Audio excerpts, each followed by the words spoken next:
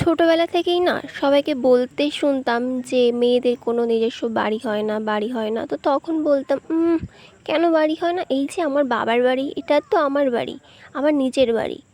তো যখন আস্তে আস্তে বড় হলাম, সময়ের সঙ্গে সব কিছু বুঝতে শিখলাম, যখন বিয়ে হলো, তখন এখন এই জিনিসগুলো খুব ভালোভাবে বুঝতে পারি। আসলে সত্যিই মেয়েদের নিজের বাড়ি বলতে কোনো বাড়ি হয় না।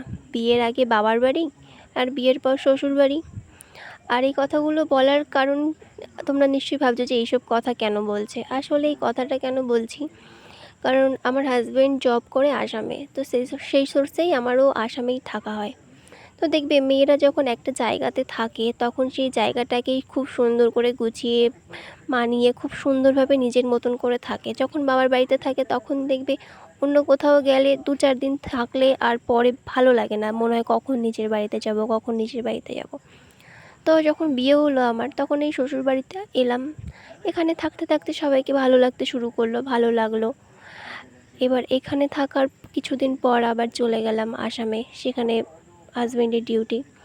তো সেখানেই আবার চলে গেলাম, সেখানে গিয়ে খুব অসুবিধা হতো প্রথম প্রথম মানিয়ে নিতে। তারপর আস্তে আস্তে সেখানেও মানিয়ে নিলাম। মানিয়ে নিয়ে সেখানেও হাজব্যান্ড আর আমি দুজনের সংসার খুব ভালো মতনই চলছিল। চলছিল বলতে এখনও চলছে, কিছু হয়েছে সেটা বলছি না। তো সেখানে সব গোছানো সংসার, আবার সেখান থেকে আবার বাড়িতে আসলাম, সেই গোছানো সংসারটাকে আবার ওখানে ফেলে রেখে আবার এখানে আসলাম শ্বশুরবাড়িতে আর কি। শ্বশুরবাড়িতে এসে আবার হাজব্যান্ড ডিউটিতে চলে গেল, আমি আবার এখানেই থেকে গেলাম। এখানে আবার নিজের মতন করে একটা সংসার গুছিয়ে নিলাম।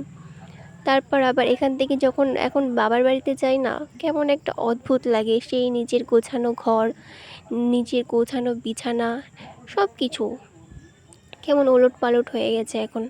সবই আছে কিন্তু মনে হয় কী যেন একটা নেই, কী যেন একটা নেই, খালি খালি লাগে সব সময়। সেই আগের মতন আর ভালো লাগে না, যে নিজের ঘর, নিজের বিছানা, সব নিজের, কেমন যেন সব একটা অগোছালো লাগে। তো তাই জন্যই বললাম যে সত্যি নিজের বলতে, মেয়েদের নিজেদের বলতে সত্যি কোনো বাড়ি হয় না। যাই হোক, এইসব কথা বলতে বলতে আসল কথাটাই তোমাদের বলা হলো না।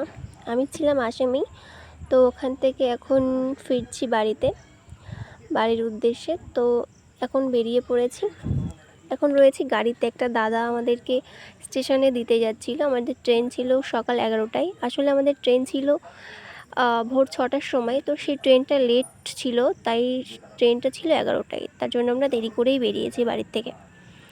তো ট্রেন থেকে না, সরি, এই যে গাড়িতে করে যাচ্ছিলাম আর বাকি তোমাদের রাস্তাগুলো দেখাচ্ছিলাম, কি সুন্দর। আসলে আমি যেখানে থাকি না, ওটা একটু বেশি একটু গ্রাম গ্রাম টাইপের, মানে গ্রাম তো নর্মালি যেমন হয় আমাদের এখানেও, আমি গ্রামেই থাকি, আমি গ্রামেরই মেয়ে, কিন্তু ওটা একটু অন্যরকম। আর খুব সুন্দর একটা জায়গা। আমার সব সময় মনে হতো আমি যখন ওখানে থাকতাম, এখন বাড়িতে আছে তাই জন্যই বললাম যে থাকতাম, তো সব সময় মনে হতো আমি বোধহয় ঘুরতে এসেছি এখানে, হয়তো আমি থাকি না এখানে, আমি বেড়াতে এসেছি। যখনই রাস্তায় উঠতাম, বেরোতাম, যেমন একটা হয় না, আমরা সব সময় একটা ফোনে বা টিভিতে সব সময় দেখে থাকি যে এই জায়গাটা এমন, যেটা আমাদের কল্পনাতে থাকে। তো ওই রকমই একটা জায়গা, খুব ভালো লাগে আমার যখন বেরোতাম। আমার কখনো একা একা লাগতো না যে একা একা লাগে। হ্যাঁ, অবশ্যই মন খারাপ তো বাড়ির জন্য সবার জন্য হয়, তবে সেই মন খারাপটা কিছুটা হলেও একটু কম লাগতো। যাই হোক, অনেক বকবক করে ফিরলাম।